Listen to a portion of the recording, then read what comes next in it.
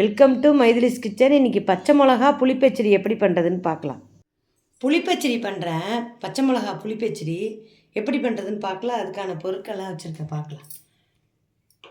6 பச்சை மிளகா கட் பண்ணி வச்சுருக்கேன், கீறி வச்சுருக்கேன். ஒரு நெல்லிக்காய் அளவு புளி கரைச்சி ஊற்றி வச்சுருக்கேன். உப்பு தேவையான அளவு, கடுகு 1 ஸ்பூன் வச்சுருக்கேன், பெருங்காய பவுடர் கொஞ்சோண்டு ஒரு 1/2 ஸ்பூனு, வெந்தயப்பொடி 1/2 ஸ்பூன் வச்சுருக்கேன், மஞ்சப்பொடி 1/2 ஸ்பூனு, ஒரு கட்டி வெல்லம்.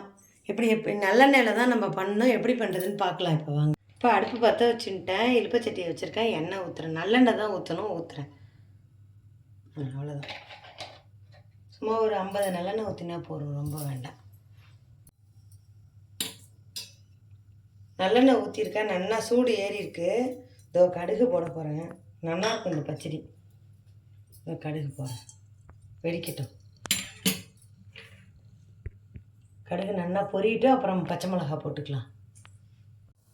இது இந்த ரெசிபி நல்லாயிருக்கும். எங்கள் அம்மா சொல்லி கொடுத்தா.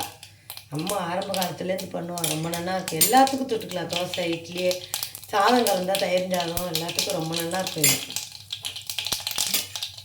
இந்த பச்சை மிளகா போடுறேன். வெடிக்கும், கீரைலாம் வெடிக்காது. நம்ம கொஞ்சம் தண்ணி நின்றுனாலும் நல்லது தான். நான் மஞ்சப்பொடி போடுறேன். கலருக்கு மஞ்சப்பொடி தாங்க, நம்ம வேறு எதுவும் போடலையே, அதனால் அது போட்டு தான் ஆகணும்.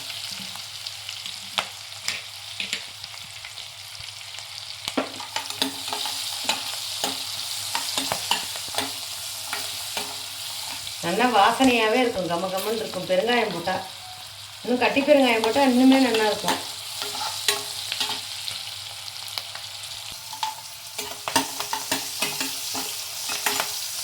சின்ன சின்னதாக கிள்ளி வச்சுட்டுருக்கேன், அதை 2 துண்டு போட்டேன், கட்டி பெருங்காயம். இந்த புளிக்காசில் ஊற்றுறேன். பொரிஞ்சிடுச்சு பச்சை மிளகா. இந்த சின்ன நெல்லிக்காய் அளவு புளி கரைச்சி வச்சுட்டுருக்கேன்.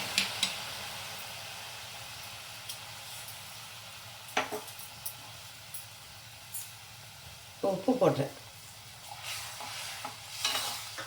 நல்லா கொதிக்கட்டும். அப்புறம் கடைசியாக வெந்தயப்பொடி போட்டுக்கலாம்.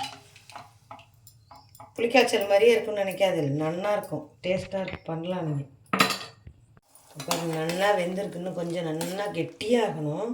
இந்த இதில் நான் வெல்லம் போடுறேன், ஒரு கட்டி வெல்லம் போட்டால் நல்லா இருக்கும். அதுக்காக வெல்லம் போடுறேன். நல்லா அது கொதிக்கட்டும். நல்லா கெட்டியாக வந்தோன்னா பார்க்கலாம். இப்போ புளிப்பச்சடி நல்லா சுண்டி வந்துடுது. இப்போ வெந்தயப்பொடி போடலாம். கொஞ்சமாக 1/4 டீஸ்பூனு, துளியோண்டு தூள் பெருங்காயம் கொஞ்சோண்டு ஒரு 1/4 டீஸ்பூன். அதுதான் நல்லா கலக்கி விட்டு ஒரு நிமிஷம் கொதிச்சோன்னா ஆஃப் பண்ண வேண்டியது. நல்லா கொதிச்சு சூப்பராக இருக்கும் இது. புளிக்காத தோசை வாத்து இதை தொட்டுன்னு சாப்பிட்லாம். மோர்களி கிண்டி அதை தொட்டுட்டு சாப்பிட்லாம். நல்லாயிருக்கும், ரொம்ப நல்லாயிருக்கும் இது. ஆதி காலத்தில் ரொம்ப நிறைய பண்ணுவாள், இப்போ பண்ணுறாங்கன்னு தெரியல. முதல்லலாம் ரொம்ப நல்லா பண்ணுவாள். இது சூப்பராக இருக்கும், தொட்டுக்கிறதுக்கு நல்லா இருக்கும். உங்களுக்கு சட்னி அரைக்க வேண்டாம், நல்லாயிருக்கும். ஒரு வாரத்துக்கு நல்லாயிருக்கும். 10 நாளைக்கு ஃப்ரிட்ஜில் வச்சுட்டோம்னா பண்ணி பாருங்கள், நல்லா இருக்கு பாருங்கள். தோசைக்கெல்லாம் தொட்டுக்கலாம். புளிக்காத மாவு அரைச்சிட்டோம்னா இதை தொட்டுட்டு சாப்பிட்லாம், நல்லாயிருக்கும். இப்போ புளிப்பச்சடி ரெடி. சூப்பராக கமன்னு இருக்குது. புளிப்பச்சடி ரெடி.